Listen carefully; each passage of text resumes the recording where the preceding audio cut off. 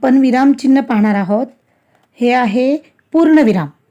वाक्य पूर्ण झाले हे समजण्यासाठी वापरतात. आता खाली काही वाक्य दिली आहेत पहा बरं.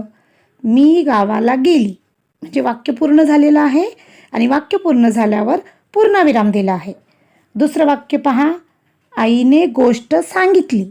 इथं सुद्धा वाक्य पूर्ण झालेलं आहे आणि मग पूर्णविराम दिला आहे. तिसरं वाक्य पहा.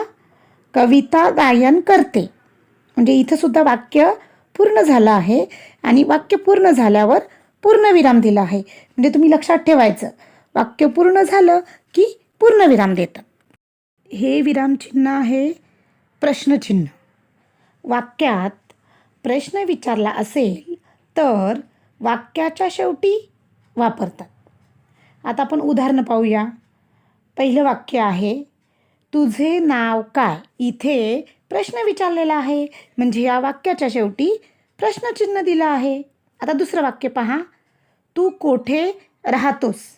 इथं सुद्धा प्रश्नच विचारला आहे म्हणजे या वाक्याच्या शेवटी जे दिलेलं विरामचिन्ह आहे ते प्रश्नचिन्ह आहे.